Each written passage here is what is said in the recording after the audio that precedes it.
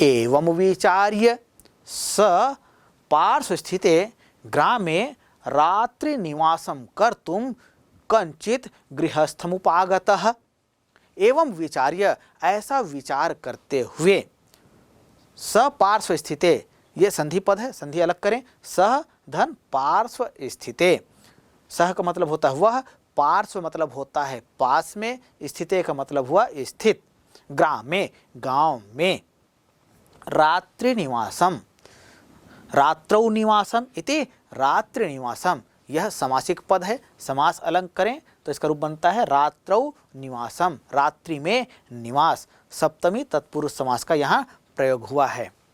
कर तुम, करने में या करने के लिए, कर तुम यह कृदंत पद है, तो हम कृदंत अलग करते हैं तो क्री यह धातु है और इसमें तुमुन प्रत्यय का प्रयोग हुआ है, इस तरह से स्वरूप बनता है कर तुम। क्री का मतलब होता है करना और तुमुन प्रत्यय का प्रयोग जो है के लिए अर्थ में होता है।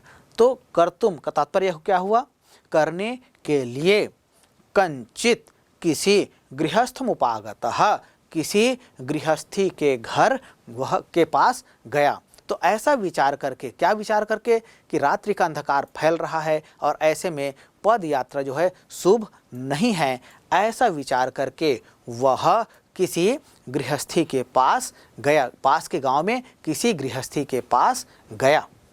तो निश्चित रूप से इस तरह की स्थितियां किसी के भी साथ हो सकती है, जैसा उस निर्धन व्यक्ति के साथ हुआ, क्योंकि उन्हें जहां जाना था वह स्थान दूर था और मार्ग में अंधेला हो गया, रात्रि हो गई, तो ऐसे में आगे बढ़ना शुभ नहीं है, यह विचार करके वह पास के गांव में किसी गृहस्थी के पास गया और उनसे रात्रि के लिए आश्रय उन्होंने मांगा।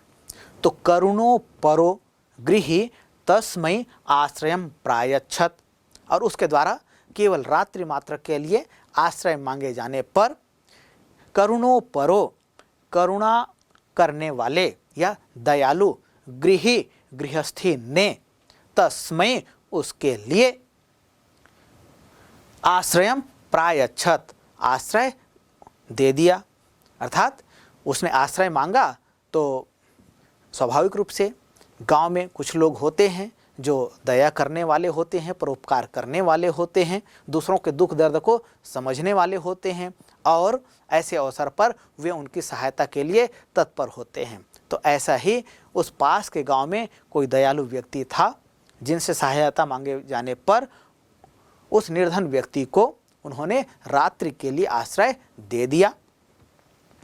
विचित्रा दैव गति, किंतु दैव कहते हैं भाग्य को, विचित्रा मतलब विचित्र या अनोखा गति है, तो भाग्य की गति जो होती है अनोखी होती है।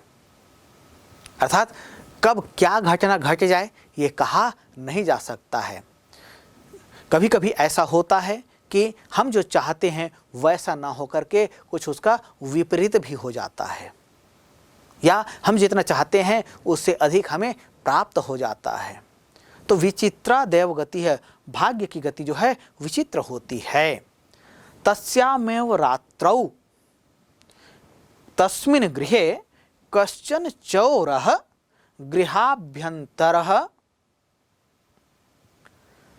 गृहाभ्यन्तरं प्रविष्टः।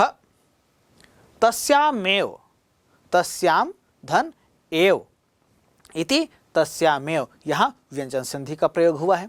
रात्रौ, रात्रौ इसमें रात्रि मूल शब्द है, सप्तमी भक्ति एक वचन का यह रूप है। तो तस्यामेव रात्रौ, उसी रात्रि में, तस्मिन् गृहे उसी घर में, तस्मिन कह रहे हैं, यहाँ भी क्या हो रहा है, तद मूल शब्द है और नपुंसकलिंग, सप्तमी भक्ति एक वचन का यह रूप है। क्यों? क्योंकि इसके सामने जो शब्द आया है गृह, तो तस्मिन गृह कह रहे हैं, यहाँ भी विशेषण विशेष संबंध है। तो तस्मिन का प्रयोग जो है किसके लिए कहा गया है, गृह के लिए कहा गया है। तो गृह जो है यहाँ विशेष्य पद है और तस्मिन जो है यह विशेषण पद है। तो जब विशेष्य में विभक्ति का प्रयोग, जिस विभक्ति का प्रयोग हो उसी विभक्ति का प्रयोग जो है विशेषण में होता है।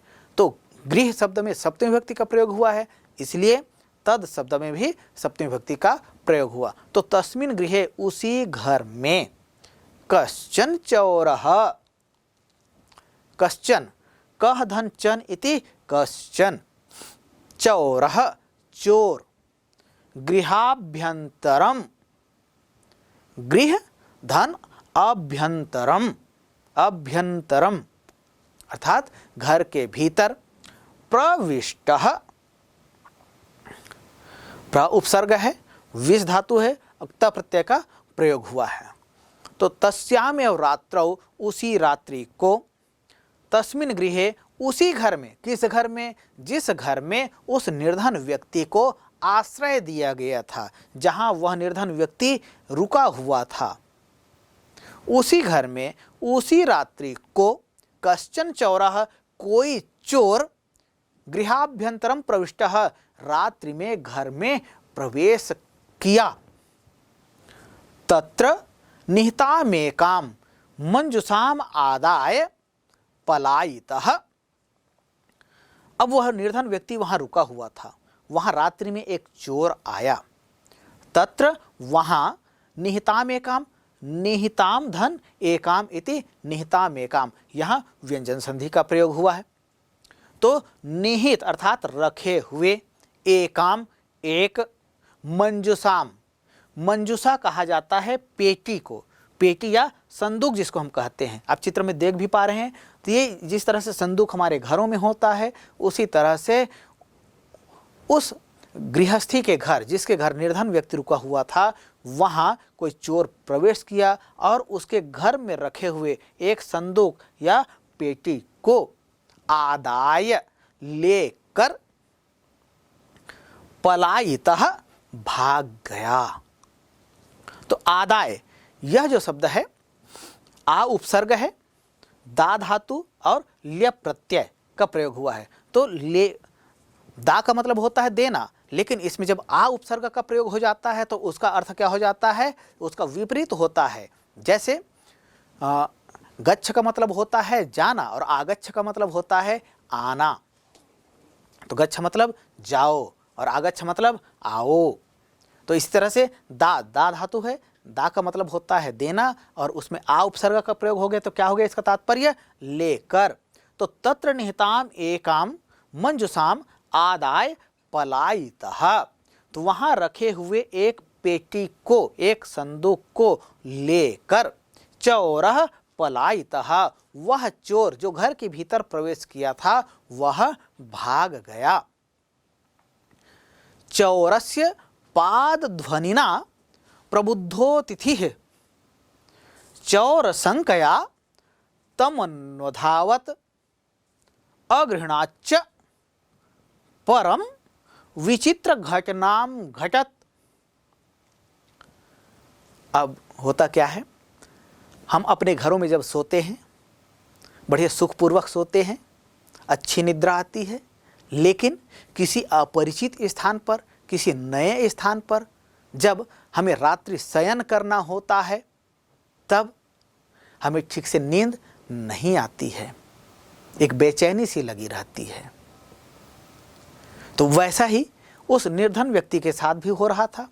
वह जिस घर में रुका हुआ था, रात्रि तो उसको गुजारना था, तो वहाँ रुका हुआ था, लेकिन उसे नींद नहीं आ रही थी।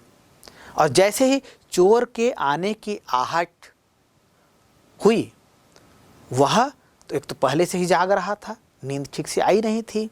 तो चौरस्य पाद ध्वनिना, चोर के पैरों की आवाज़ को सुनकर, अर्थात किसी के घर में रात्रि का अंधकार है और ऐसे समय में कोई व्यक्ति उस घर में आया है, कूदा है, उसके पैरों चल रहा है, तो उसके चलने की आवाज़, किसी सामान से टकराने की आवाज़, इससे प्रबुद्धोतिथि है।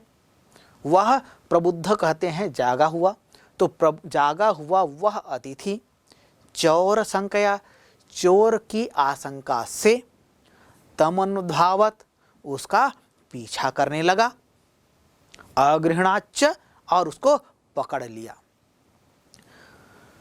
परम परंतु विचित्राम घटत, और जैसे ही वह चोर को पकड़ लिया फिर से एक विचित्र घटना घटी।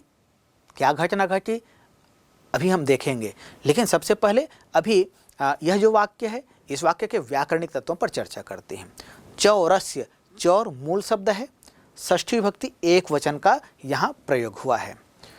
पाद ध्वनिना, पादभ्याम ध्वनिना इति पाद ध्वनिना, पादयोः ध्वनिना इति पाद ध्वनिया, पैरों की ध्वनि से। यहाँ पर द्वितीय षष्ठी तत्पुरुष समास द्विवचन का रूप है। क्या? पाद ध्वनिना, पादयोः ध्वनिना इति पाद ध्वनिया। षष्ठी, देखिए ध्यान दीजिएगा, तत्पुरुष समास के जो भेद होते हैं द्वितीय से लेकर सप्तमी तक के, इसका जब हम समास विग्रह करते हैं तो तीनों वचनों में इसका विग्रह किया जा सकता है। यहाँ पर यह जो शब्द आया है पाद ध्वनिना, चूँकि पैर जो है दो होते हैं इसलिए इसका प्रयोग जो है द्विवचन में किया जाएगा। इसलिए जब हम इसका समास विग्रह करेंगे पाद ध्वनिना इस शब्द का, तो क्या होगा? पादयोः ध्वनिना, दोनों पैरों की ध्वनि से। प्रबुद्धः, प्रबुद्धो तिथिः, यहाँ यह संधि पद है, संधि हम अलग करते हैं। प्रबुद्धः धन अतिथिः इति प्रबुद्धो तिथिः, यहाँ विसर्ग संधि का प्रयोग हुआ। तम अन्वधावत, तम धन अनु धन अधावत, तम धन अनु यहाँ व्यंजन संधि का प्रयोग हुआ। अनुधन अधावत, यहाँ पर यण स्वर संधि का प्रयोग हुआ। अगृहणाच्च, और उसको पकड़ लिया। अगृहणात् धन च इति अगृहणाच्च, यहाँ व्यंजन संधि का प्रयोग हुआ। परम विचित्राम अघटत, विचित्राम धन अघटत, यहाँ व्यंजन संधि का प्रयोग हुआ। तो चौरस्य पाद ध्वनि नाम, चोर की पैरों की ध्वनि से। प्रबुद्ध अतिथि, जागा हुआ अतिथि। चोर संकया, चोरी की आशंका से या चोर के प्रवेश किए जाने की आशंका से। तम अनुधावत, उसका वह अनुसरण करने लगा, उसका वह उसके पीछे भागने लगा, उसके पीछे वह जाने लगा। अगृहणाच्च, और वो चोर जो भाग रहा था उस चोर को पकड़ लिया, और जैसे ही वह चोर को पकड़ लेता है परम विचित्राम घटत, और ऐसे समय में ही एक विचित्र घटना घटती है। क्या घटना घटती है? चौरः एव उच्चैः क्रोशितुम आरभत। चौरोयम चौरोयम इति, चौरः एव उच्चैः क्रोशितुम आरभत। चौरोयम चौरोयम इति, चौरः एव अर्थात जो चोर था वह ही, उच्चैः जोरों से, क्रोशितुम आरभत, क्रोशितुम धन आरभत, यहाँ व्यंजन संधि का प्रयोग हुआ है। संधि अलग करेंगे तो क्रोशितुम धन आरभत ऐसा होगा। तो चौरोयम, चौरः धन अयम इति चौरोयम, यहाँ विसर्ग संधि का प्रयोग हुआ है। तो चौरः एव उच्चैः क्रोशितुम आरभत, चोर ने ही उच्चैः बहुत जोरों से, क्रोशितुम चिल्लाना आरंभ कर दिया। क्या चिल्लाना आरंभ कर दिया? चौरोयम चौरोयम इति, यह चोर है, यह चोर है, ऐसा वह चोर ही बहुत जोरों से चिल्लाने लगा, आवाज करने लगा। तस्य तार स्वरेण प्रबुद्धाः ग्रामवासिनः स्वगृहात् निष्क्रम्य तत्रागच्छन् वराकमतिथिमेव च चौरं मत्वा आभर्त्स्यन्। अब वह जो चोर था, जो उस निर्धन व्यक्ति के द्वारा पकड़ लिया गया, और जैसे ही पकड़ लिया जाता है तब वह चोर है, वह स्वयं ही यह चोर है, यह चोर है ऐसा करके चिल्लाने लगता है। अब तस्य उसके, तार स्वरेण बहुत जोरों से की आवाज से, उस चोर की आवाज से जो तेजी से आवाज कर रहा था, उस आवाज से प्रबुद्धाः जागे हुए ग्रामवासिनः, ग्रामस्य वासिनः इति ग्रामवासिनः, यहाँ षष्ठी तत्पुरुष समास का प्रयोग हुआ है।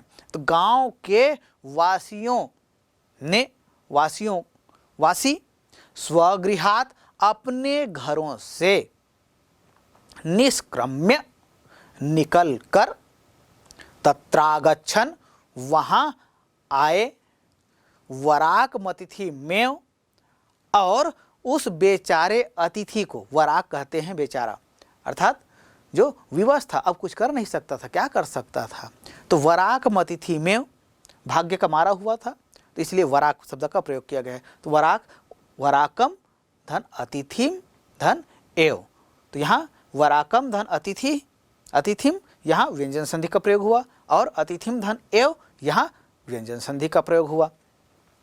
तो उस बेचारे अतिथि को च का मतलब होता है और, यह अव्यय पद है, चौरम मत्वा चोर मानकर अभर्त्स्यन, उसकी भर्त्सना करने लगे, अर्थात उसकी निंदा करने लगे।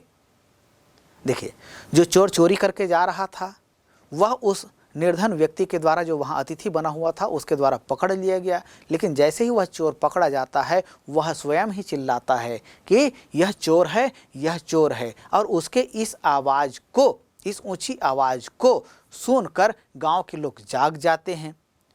और न केवल जाग जाते हैं, अभी तो कहाँ चोर आया है, कहाँ चोर आया है, चलो पकड़ते हैं उसको, देखते हैं। ऐसा करके गांव के लोग जो है स्वगृहात निष्क्रम्य, अपने घर से निकलकर तत्रागच्छन वहाँ आए। कहाँ आए? जहाँ यह आवाज़ आ रही थी, यह चोर है, यह चोर है, ऐसा जहाँ आवाज़ आ रहा था वहाँ आए। और वहाँ आए तो क्या देखते हैं, वह जो अतिथि जो कुछ समय पहले उनके गांव में आया था और आश्रय मांग रहा था कि मैं अपने पुत्र के पास जा रहा हूँ और रात्र हो गया है, अब रात में जाना ठीक नहीं है, मुझे रात्रि भर के लिए विश्राम करने के लिए आश्रय चाहिए, आप में से कोई आश्रय देंगे क्या? इस तरह की जो बातें कर रहा था वह अतिथि ही, वह बेचारा अतिथि ही वहाँ था। और वह जो चोर था वो उस गांव का एक रक्षा पुरुष था। तो उस रक्षा पुरुष के द्वारा, अर्थात गांव की जो रखवाली करने वाला है उसके द्वारा, वह अतिथि जो था उसको चोरो अयम, यह चोर है, यह चोर है, ऐसा कहा गया। तो उनकी बात को सत्य मानकर और अतिथि को चौरम मत्वा, चोर मानकर अभर्त्स्यन, उसकी भर्त्सना करने लगे, अर्थात उनकी निंदा करने लगे। अरे तुम कैसे हो, हमने तुमको आश्रय दिया और तुम हमारे ही गांव में चोरी कर रहे हो, अर्थात तुम चोरी करने के लिए आए हो, तुम ठग हो, तुम बहिरूपिया हो। ऐसा करके लोग जो है उनकी निंदा करने लगे। यद्यपि ग्रामस्य आरक्षी एवं चौर आसीत, यद्यपि वास्तव में ग्रामस्य, ग्राम मूल शब्द है, षष्ठी विभक्ति एक वचन का यह रूप है और इसका तात्पर्य होता है गांव का, आरक्षी रक्षा करने वाला, एव चौर आसीत, चौर आसीत। इस शब्द को हम यहाँ संधि है, संधि को अलग करेंगे तो रूप बनेगा चौरह धन आसीत इति चौर आसीत, विसर्ग संधि का यहाँ प्रयोग हुआ है। यद्यपि गांव का आरक्षी ही, एव का मतलब होता है ही, यह अव्यय पद है। तो यद्यपि गांव का आरक्षी ही चौर आसीत, चोर था, तत्क्षणमेव रक्षा पुरुषः तम अतिथिम चौरोयम इति प्रख्याप्य कारागृहे प्राक्षिपत। तत्क्षणमेव, तत् धन क्षणम धन एव इति तत्क्षणमेव, यहाँ तत् धन क्षणम, यहाँ व्यंजन संधि का प्रयोग हुआ, क्षणम धन एव पुनः व्यंजन संधि का प्रयोग हुआ। इस तरह से रूप बन जाता है तत्क्षणमेव। रक्षा पुरुषः, रक्षा पुरुष अर्थात उसी क्षण ही रक्षा पुरुष ने तम अतिथिम, उस अतिथि को, जो उस गांव में अतिथि बनकर आया है निर्धन व्यक्ति, उस अतिथि को चोरो अयम, यही चोर है इति प्रख्याप्य, ऐसा सिद्ध करके कारागृहे प्राक्षिपत, कारागृह में डलवा दिया। देखिए, मैं इस गांव का रक्षा करने वाला हूं, मेरा काम है गांव में घूम घूम कर, जब आप सभी सोते रहते हैं तब गांव की रखवाली करना। अब मैं ऐसा कर रहा था और यह गांव में आया हुआ अतिथि ये संदूक, यह पेटी चोरी करके भाग रहा था, जो मेरे द्वारा पकड़ लिया गया। ऐसा लोगों के सामने उस रक्षा पुरुष ने, उस आरक्षी ने यह सिद्ध कर दिया। और ऐसा करके फिर लोगों ने उसको क्या किया, कारागृह में बंद कर दिया। अग्रिमे दिने स आरक्षी चौर्याभियोगे तम न्यायालयम नीतवान। अग्रिमे दिने, अगले दिन, स आरक्षी, यह संधि पद है, सह धन आरक्षी थी, सह आरक्षी, वह आरक्षी, वह रक्षा पुरुष, चौर्याभियोगे, चोरी के अभियोग में, तम, उसको, उस निर्धन व्यक्ति को, न्यायालयम, न्यायालय को, नीतवान, ले आया। तो रात्रि में तो उसको पकड़ करके बंद कर दिया गया, और फिर जैसे ही दिन हुआ वैसे ही उस आरक्षी के द्वारा जिस पर चोरी का अभियोग था, ऐसे उस निर्धन व्यक्ति को न्यायालय ले आया गया। न्यायाधीशो बंकिम चंद्र उभाभ्याम पृथक पृथक विवरणम श्रुतवान। न्यायाधीश बंकिम चंद्र, वहाँ जो न्यायाधीश थे उनका नाम बंकिम चंद्र।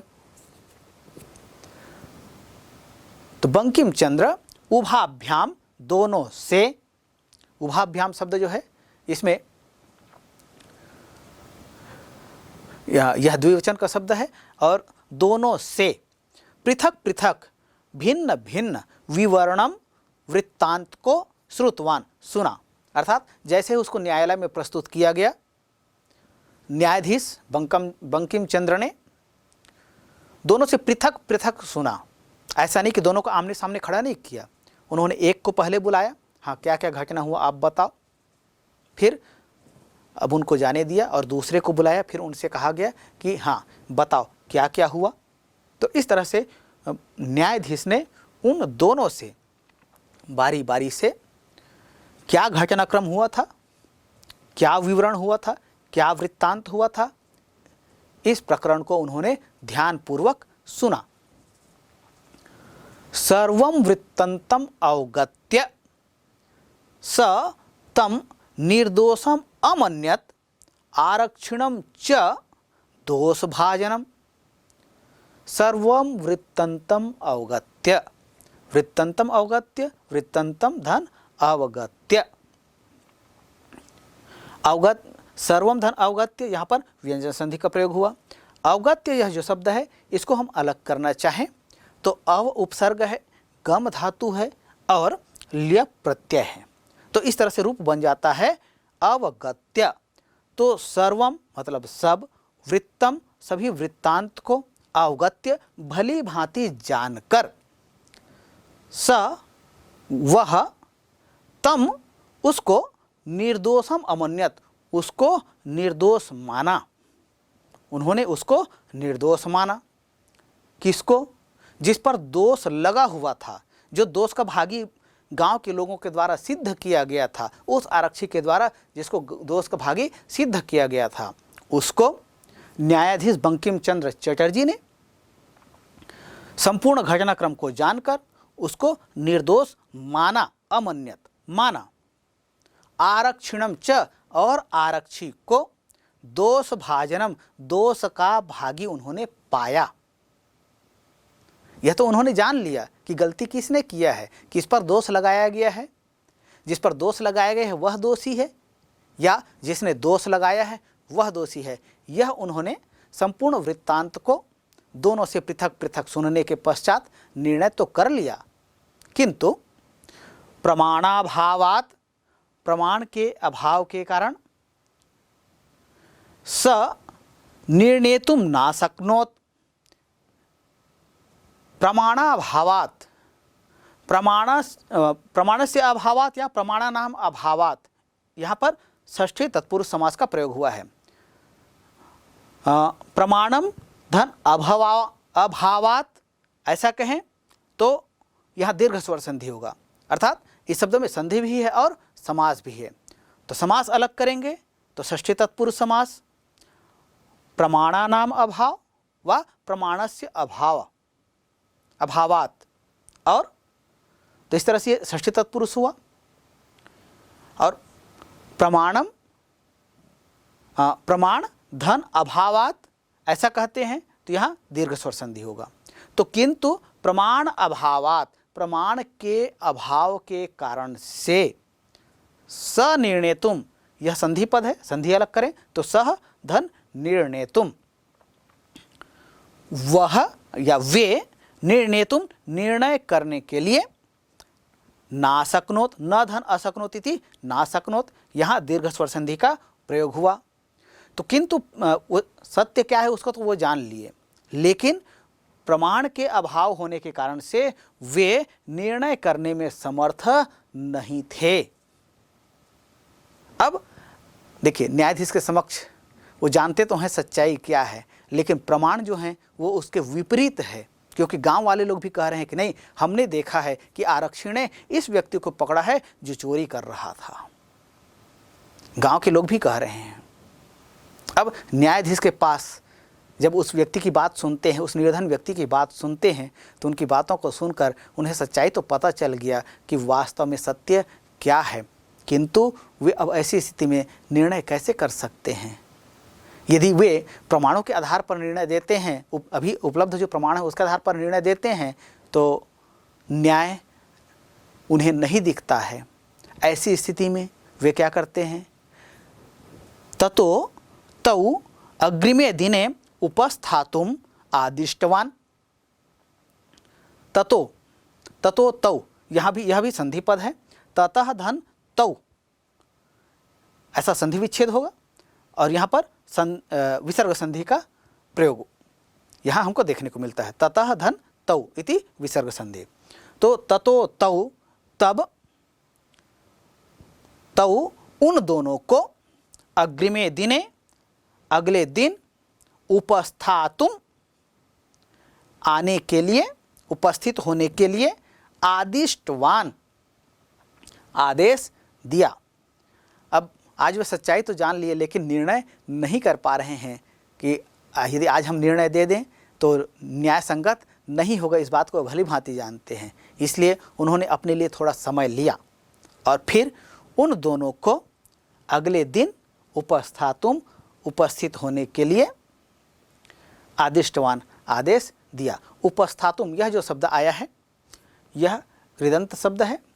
उप धन स्था धन तुमुन इति उपस्थातुम उपस्थित होने के लिए आदिष्टवान आदेश दिया।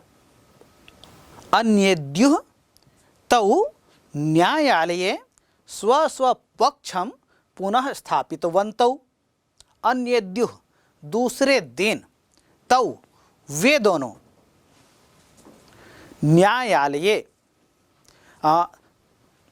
न्यायालय में स्वस्वपक्षम अपने अपने पक्ष को, पुनः स्थापित वन्तौ अपने अपने पक्ष को उन्होंने फिर से रखा। तौ यह जो शब्द है यह भी सामासिक पद है। इसका जब हम समास विग्रह करते हैं तब इसका रूप होता है सह च इति तौ।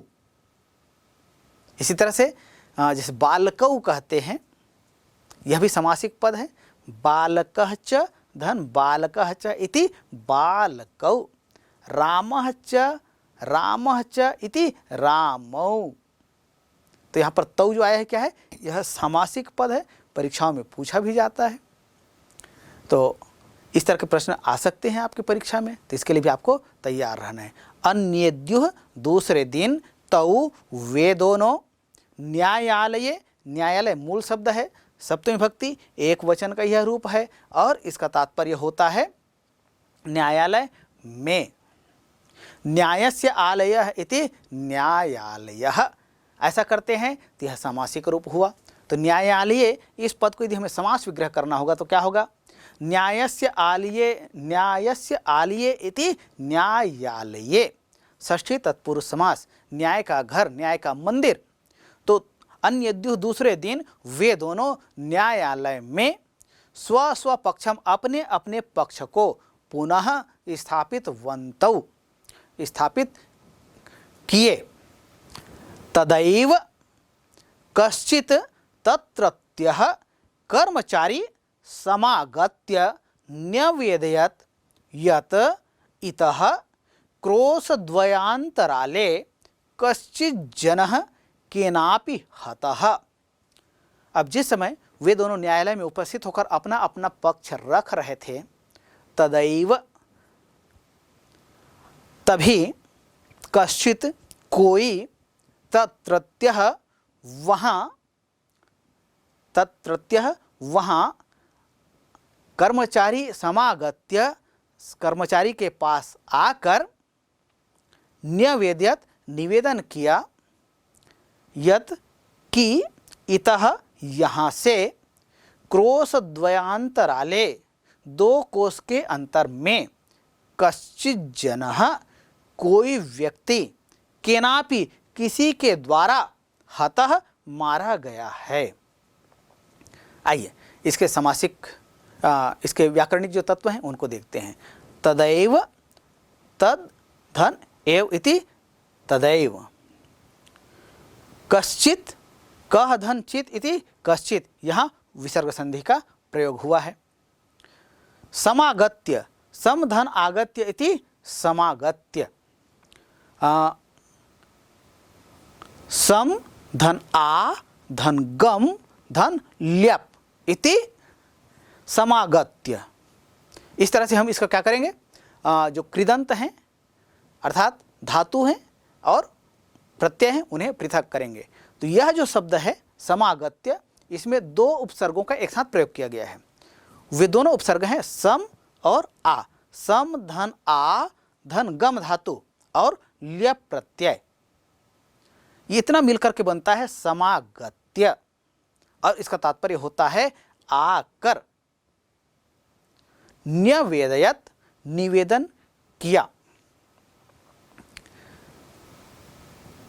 कोशद्वयान्तराले, कोशद्वय धन अंतराले इति कोशद्वयान्तराले, यहाँ दीर्घ स्वर संधि का प्रयोग हुआ है। कश्चित् जनः, कह धन चित धन जनः, कह धन चित विसर्ग संधि का प्रयोग हुआ। चित धन जनः, यहाँ व्यंजन संधि का प्रयोग हुआ। इस तरह से केनापि, केन धन अपि इति केनापि, यहाँ पर दीर्घ स्वर संधि का प्रयोग हुआ है। तो तदैव, जिस समय वे दोनों अपना अपना पक्ष वहाँ न्यायालय में स्थापित कर रहे थे, उसी समय वहाँ कोई कर्मचारी आकर निवेदन किया कि यहाँ से 2 कोस की दूरी पर कोई व्यक्ति किसी के द्वारा मार डाला गया है। तस्य मृत शरीरम राजमार्गम निकषा वर्तते। तस्य, उसके, यह किसके लिए प्रयोग हुआ है? यह उस मृत व्यक्ति जो है उसके लिए प्रयुक्त है। तस्य, उसके अर्थात उस मरे हुए व्यक्ति के, मृत शरीरम, मरा हुआ जो शरीर है अर्थात शव कहते हैं, शव या जिसको हम लाश कहते हैं, जो निर्जीव शरीर होता है वह, राजमार्गम निकषा, राजमार्ग के निकट, राजमार्गम, राज्ञः मार्गम इति राजमार्गम, यहाँ षष्ठी तत्पुरुष समास का प्रयोग हुआ है। तो राजमार्ग के निकषा, निकषा का तात्पर्य होता है निकट या पास में, वर्तते है तो उसका शरीर जो है किसी को मार दिया गया है और उसका शरीर जो है राजमार्ग के निकट है, ऐसा कोई कर्मचारी न्यायालय में आकर बताता है और कहता है, क्या कहता है? आदिश्यताम किम करणीयमिति। आदिश्यताम अर्थात आदेश दीजिए, किम करणीयम इति। किम मतलब होता है क्या, करणीयम इति मतलब करना चाहिए। करणीयम धन इति, करणीयम इति, यहाँ व्यंजन संधि का प्रयोग हुआ है। करणीयम क्री धातु है और अनियर प्रत्यय का प्रयोग हुआ है, तो इस तरह से इसका रूप बनता है करणीयम। करना, अनियर प्रत्यय का प्रयोग जो है चाहिए के अर्थ में होता है, तो क्री धातु में अनियर प्रत्यय का प्रयोग हुआ तो रूप बना करणीयम, अर्थ हुआ करना चाहिए। आदिश्यताम किम करणीयम, आदेश दीजिए क्या करना चाहिए।